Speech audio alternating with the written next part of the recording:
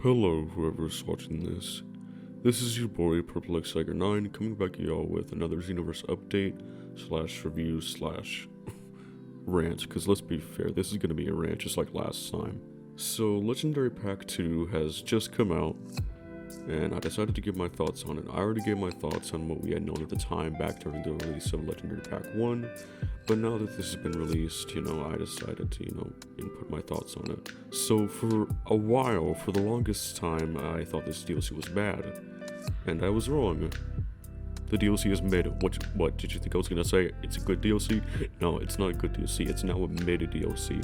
Purely because we have 4 characters, but the 4 characters in question are ranging from bad to just decent. But let me start off with the free update content that we got.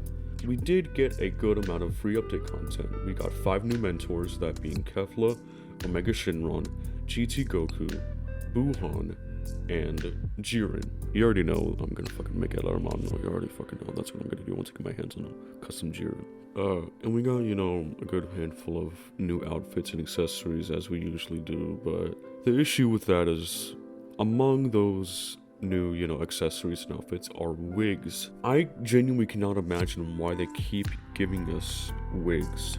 Imagine how much more fun this game would be if all of the wigs in this game were just actual hairstyles, but they never do that. It's always wigs every single time. This game has just turned 5 years old as of October 25th, and yet they are still giving us wigs. That is just sad. But the biggest seller of all for the free update is Super Saiyan God, the several year late edition of Super Saiyan God. I've been hearing people defend them adding this game in for so late, and I don't want to hear a single bit of it.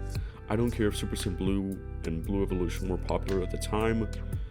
Super Saiyan God should have been in this game since the beginning.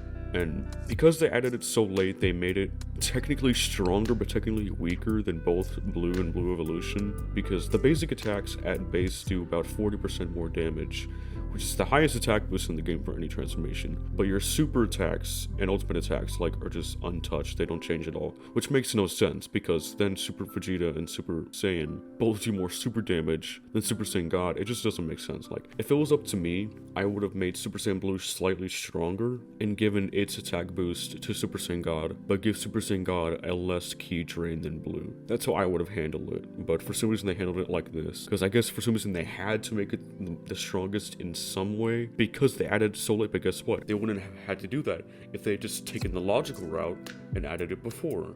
And then after that they can add Blue, and then Blue evolved. It would have been much better just overall, but they didn't do that. So free update, yeah, disappointed as usual. Now let's get on to the paid content. Honestly, if you ask me, apart from the story mode, the paid content is not worth actually paying for. This DLC is actually more expensive than usual, and yet it is not worth it if you ask me. Let's start off with Jiren. My thoughts on him have not changed since my last video. There are between 8 and 11 new skills that they could have given him. Most of them are named, but some of them aren't even named officially from the anime. All of them are from the... He has so many moves that they did not give him the first time around that they could have given him this time around, but they didn't. They only gave him 2 new skills. One of them is Impact Flare, which honestly I don't know why they didn't give him that to him in the first place, because it's his trademark move. But sure, whatever, I guess we have it now, years later. And Power Wall, which you may recognize Power Wall, he did do it in the anime, but Dragon Ball FighterZ did something much more interesting with this attack. They made it the activation part of Blazing Magnetron, which I think is much more interesting. I wish that if they're going to add this move, it was just straight up Blazing Magnetron, but they didn't do that. So his combos are, okay. There's a few, new animations in there. I do like how he does do Impact Flare in his combos at the end of his heavy alternate combo. That's pretty cool to see, But what I don't like is that they put that animation into Power Rush for some fucking reason. Instead of just making a new skill for him, they just put that animation from his combos into his version of Power Rush, which is fucking weird. And here's the deal. One of the many skills that I mentioned last video, and is one that I still would have given him, is Heat Wave Magnetron. The worst part about this specific skill not being included is that he actually does it in the story mode cutscene. It's a part of the final cutscene for the Broly part of the story mode. So they animated him doing this technique. To be fair though, in the actual cutscene, it looks fucking boring as shit. Unlike in the anime, it's just a small yellow beam instead of a thick orange, red, and purplish beam. But whatever. So instead of giving him any of his new skills that they hadn't given him yet, they just slightly tweaked Power Rush. And the last thing I'll say about his normal attacks, his grab is the exact same as base Jiren. They didn't think about giving him the move where he grabs his opponent by the head and then blasts him point blank, you know, the thing that fighters put as his heavy attack. That could have easily been a grab. That could have easily been a very good grab. And I imagine it would have been too hard to make because Omega Shenron already has a similar grab, so they know how to animate something like that. So yeah, but they just gave him the same fucking grab that they gave Jiren and Topo for some reason. I'm never gonna let them live that down, by the way. I'm never gonna let them live down giving Topo Jiren's grab. But yeah, that's Jiren, and then we have Gogeta. Once again, my thoughts have not changed on him. He at least has one extra ultimate they could have given him, but they just gave him more Kamehameha, which, whatever. The good thing I can say is that the new combo animations they did give him do look pretty good. You know, once again, it's not completely original, it's a mixture.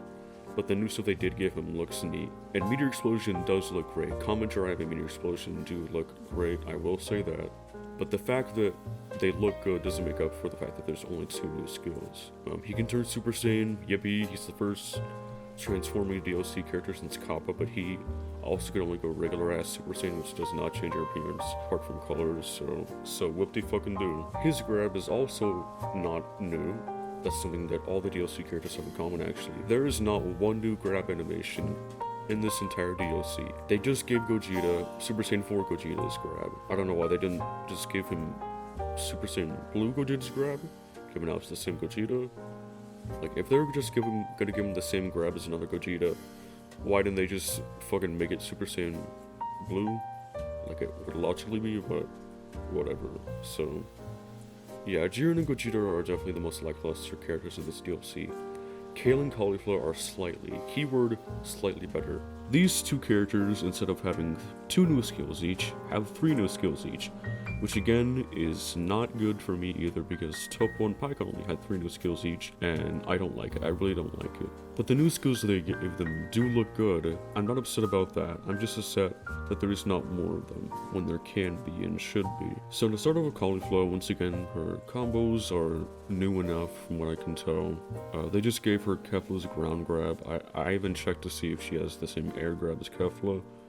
But yeah, they just gave her Kefla's ground grab. Crush Cannon is a cool move. For some reason, if you hold it down for like 17 seconds, it does 2 full health bars of damage. On Cauliflower, it probably does more on female Saiyans and humans. I don't know why they did that. It really doesn't make any sense. Like, it's cool, I guess. But that takes longer to charge than most ultimate attacks that do about that same amount of damage. So, I don't know what it does, but it's cool, I guess. So yeah, Cauliflower is not that much better than the 2 preceding characters. Kale is the same deal. Her combos are, you know, cool enough. They're neat, not too unique, but you know, they're unique enough from what I can tell so far. My mind might change later, but you know, as of now, I'm okay with them. Once again, she only has 3 new skills. They do look good, but again, she should and could have more. I'm not gonna go into all of the new skills that both these characters could have been given, but I will link their pages for the official Dragon Ball fandom wiki in the description. That way you can see for yourselves the, you know, good amount of new skills that they could have added on to these 2 characters. And if you want to know about all the new skills they could have given Jiren and Gogeta, just check out my last video, I went into depth there. But yeah, most people are praising this DLC, and I'm very conflicted on it, because as far as quantity goes, it is better than most. You know, we got 4 new DLC characters.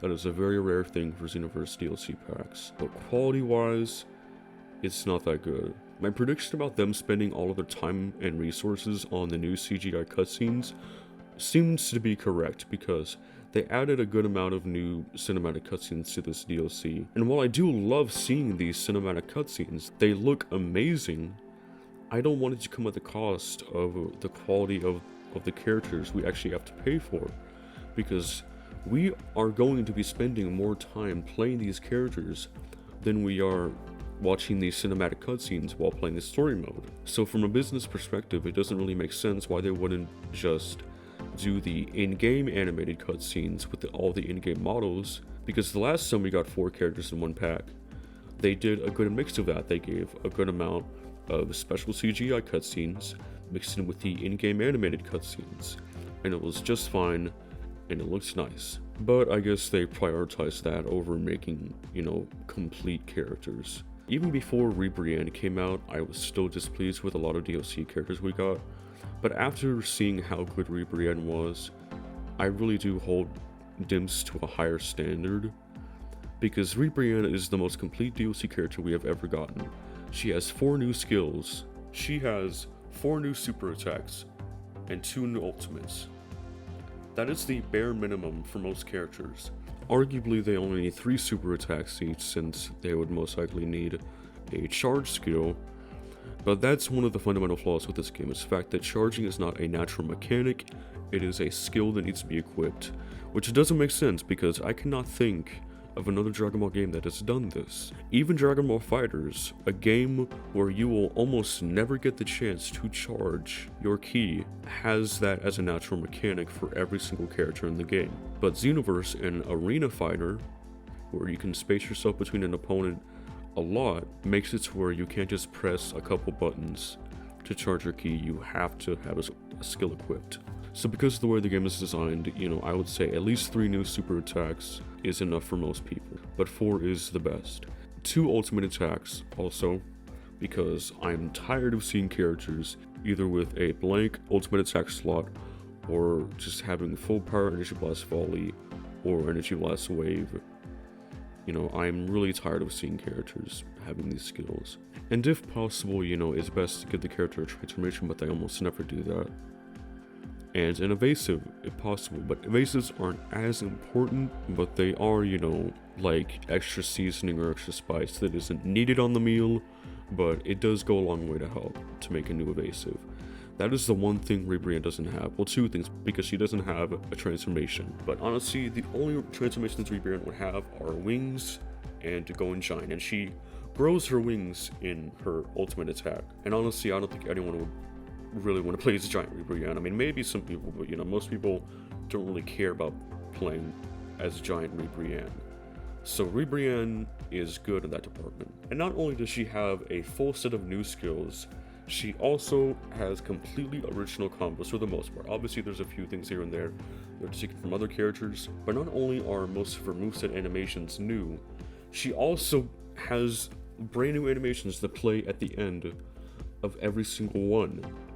And not only does that happen, but it also activates a reinforcement. And on top of that, RANT has one of the rarest things to ever see in this game: original ki blasts. The only characters with unique ki blasts are Transform Golden Frieza players and Broly's. Technically, Android 21 has a unique charge ki blast, but that's pretty much it. So seeing how complete of a character RANT is, and seeing that they can make a character this good, I hold them to this standard. If there's any single word that I can use to describe Xenoverse 2, it is inconsistent.